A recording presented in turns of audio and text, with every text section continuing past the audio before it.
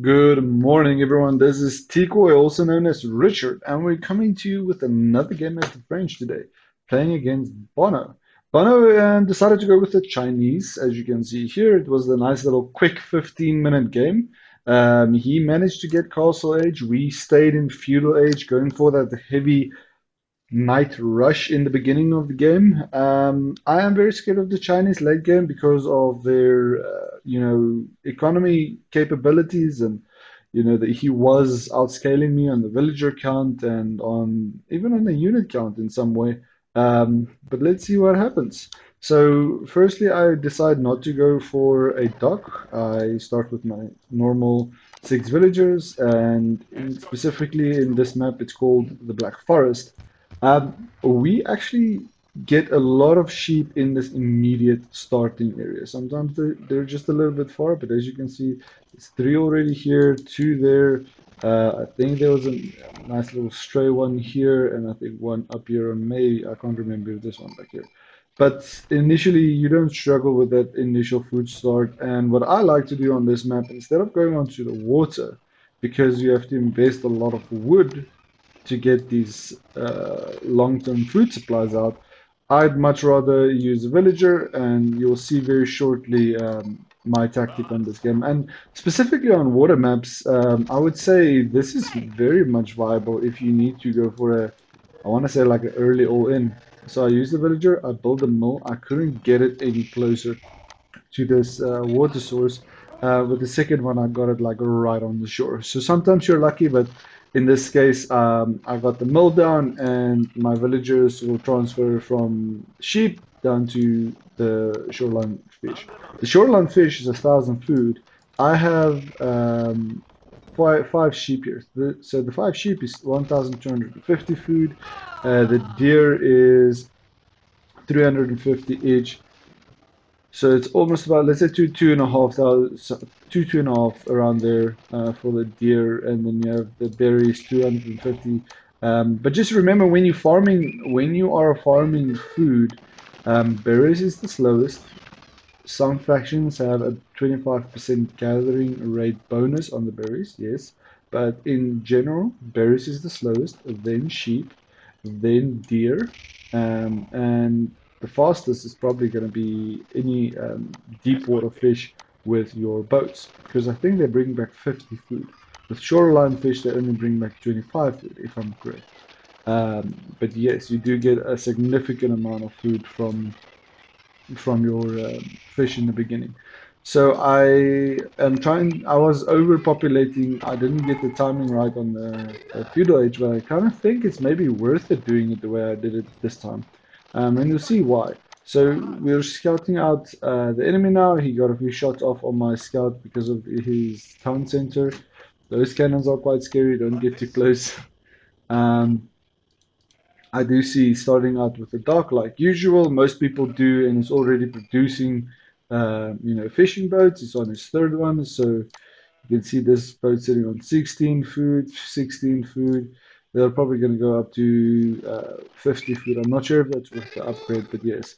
And he's getting the gold supply out, so also not rushing feudal age. If there was people on gold here already, I knew he was going to go for the fast feudal age, which he didn't do. I did get the gold out because I wanted to get that wheelbarrow upgrade. So I just get a little bit more 15 food, 15 wood, 15 gold.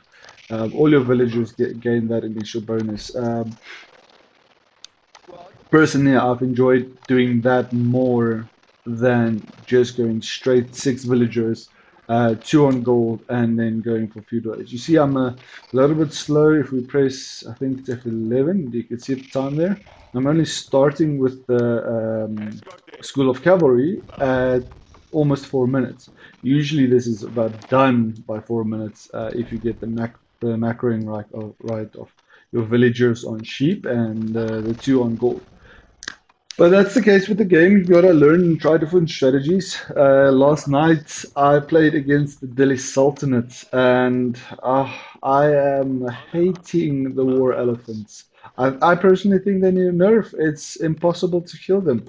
I had 43 arbaletiers, French crossbowmen, and he had four war elephants and a very few military units to support that, and I lost the fight. So um, personally, I just wish to understand how to counter them properly because if I remember correctly, I had the 43 Arbitraliers and I think 25 Spearmen, which is essentially 1890 units, right? And he had four War Elephants and maybe 15 units on top of that, and I didn't stand a chance. My units just evaporated, melt like butter, you know. So yeah, so we're starting to produce these Royal Knights very shortly. I'm on a population cap because it's kind of weird in this specific scenario. We have these also on the Black Forest for some reason where the town center spawns. There's always a tree inside the town center these days. That's also like a weird little bug happening right now because if you're coming by, you want to click the town center, you keep clicking the tree. So just to make your life easier, what I usually do is you can press the letter H um, on your keyboard, or you can click on the town center, bind it to 2, and then you can double tap 2 to kind of gain access. So I wall off the front sides here. Sometimes you're lucky and you have like a single or a double entry like what you see for him right now. One entry there, one bigger or wider entry there, but he can just close off here, or even close off a long one like here. But basically 2 to 3 entrances. Sometimes you're lucky with the spawn of the forest and you get like a single entry, which is like best case scenario. So I leave my scout out here at the back so I can kind of keep vision on him and understand what to do. Um, I see the barracks going up. I can see, come a bit forward if I want to. But from his perspective, he does not know the scout is there. So just quickly from his perspective, he is going very heavy on the wood. He has the imperial officials, gathering tax and supervising like the lumber mills and so on. Um, Another imperial official here supervising, I think, the mining camp. So these villagers are really producing a lot of gold, and this one collecting taxes. There's a nice little micro mechanic where you have to micromanage them. This running around like he's doing right now, I don't think it's the right way. There is better ways to do it. You see all this running around. It does bring back a little bit of gold, but it's as far as I understand, not the 100% the right way. But he has the fishing boats out. He has the Barbican of the Sun, which is a defensive landmark. Um, some on gold. For Imperial officials this early, I think it's also a bit harsh on the gold. I think because they're uh, food, 150 food each. For him to go into Feudal Age, yes, he did, but I don't know. It seems like a very expensive investment. He also has his normal sheep and so on. But back on my side, I know about 4 to 5 um, Royal Knights.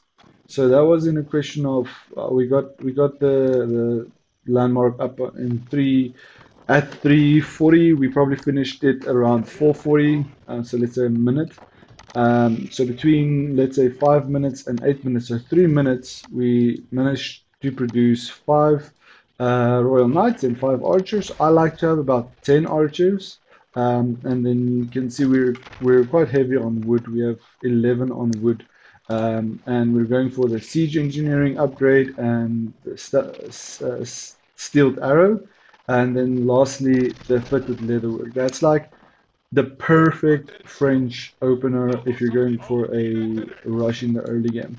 When you're going against the mirror matchup, just be careful what the enemy does, because if you're going cavalry archers against cavalry archers, it tends to be very difficult to defend, right? Then it's almost better to keep the army back if you see that, and rather go for a castle age, so you can get that little extra upgrades and then push in with a bit bigger army. That is very much possible, because these walls do make yourself safe, but as a feudal age, with the information from the enemy, I use my scout here to kind of just um, distract, I want to say, the enemy, because if he hasn't walled off, which I don't think he has, I'm taking the scout and I'm going to move the scout forward to kind of gauge what happens from the enemy side. He's like, oh no, someone's in my base. But you can see this is quite nice. 6 knights, 8 archers. We have the steeled arrow upgrade coming in very shortly, so we'll do that extra damage. I think I forgot to do the fitted leather work. The nice way when you're playing this, my military buildings is on 7. My market is on 8, like that. So if I press 7 or 8, even if I'm with my units, which I usually bind archers 4, knights 5,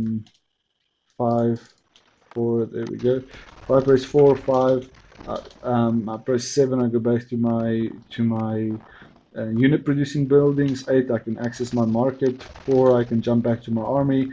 Even while I'm here, I can still train more units. You can see the rally point is now with my units. So all these extra units while we building rams are actually, coming in. So it's quite a big army very early up in the game, right? And you can see on his side with the resources here on top, he's actually pushing for that castle age. So we want to have about 3 rams. What I do in the early game, specifically like now, to get the wood, because to wait for 300 wood is going to take some time. So I use the market. I sell any excess food I have because I have 15 villagers on food right now. You can see these idle villagers right here. There's the scout going out. So I'm harassing the villagers here on the food because I want to kind of gauge what he does. I think he just turned the villagers on me. Yeah, there the spearmen come out. He did bring some of them forward, but the reason I did that was because usually, naturally, people send their units forward to go and deal with the threat, like it did with a few spearmen there.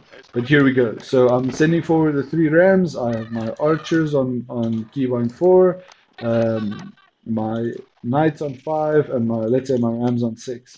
So now I'm taking the knights. I'm keeping them away from the spearmen and just kiting them out so my archers can do the extra damage against the spearmen, get them out of the way, deal with the spearmen because they are the threat against the Royal Knights here. And now I'm sending the Royal Knights in and using the archers to pick off while the Royal Knights work as a tank, right? It's very difficult to single out specific units, so you kind of press attack move in a general area.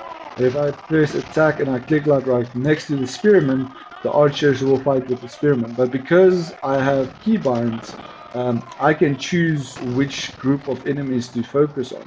So right now I have more archers, just click a few archers, shift, drag across them. They're building a 4th ram. And I almost thought I was going to lose this because, he started producing a lot of units. You can see the spearmen rolling out here to try and deal with this cavalry. And my archers are dwindling, so I'm starting to train any unit possible right now to kind of just assist with defending these rams because at some point I think he sent 4 villagers. You can see there's the villagers actually trying to heal this up and just delay that building from going up. And I think at the same time, he was actually going for a castle landmark. There's the astronomical clock tower, right? So yeah, we're pulling a lot of villagers. Let me just get that angle right again. There we go. So he pulled a lot of villagers to defend this, but now we're on a 4th ram. Three down there. Oh, he killed 1 ram actually. But yeah, 3 rams in. This is a very high number of villagers to try and siege these rams down, and he has the archers there at the back. Um, I can't really fight these archers, so just a quick pro tip: you can garrison them. The archers won't do anything against these what do you call it, against these rams. So what I'm doing right now is I'm just using the rams to do the bulk of the damage. I'm getting the archers out to pick up villagers because that's more important than getting these archers dead because they don't have any threat against the rams. The villagers do, right? Because they can siege you down. So now we're trying to get another ram up and we're using the archers just to control the fight here and pick off any spearmen We pick off the Imperial officials as well. You can see the higher health, how difficult it is. A big counter to a French rush is to get this little upgrade right here. It's called textiles. It's 50 wood, 50 food and 100 gold. It takes only 20 seconds. It gives every single villager 25 extra health, so 75 health. And for me to pick off villagers becomes very difficult or time consuming, and you can actually use them to come and assist you to siege down these realms. But that's GG guys, French versus China. Please do leave a like and subscribe. It is a new channel. I know those likes and subscribes means a lot. We're trying to get to our new 500 views and at least 20 subscribers probably before the end of January. And I would really appreciate the support. But I hope you guys have a wonderful day, and please come back to check some more French content once we hit about the 20 video mark on French, everything about French. The upgrades, the castle age, the feudal age, imperial age, how to play late game and early game, all of those juicy things will go into the next faction, and we'll deep dive into the different options and different factions. But thank you very much for watching, and I hope you guys have a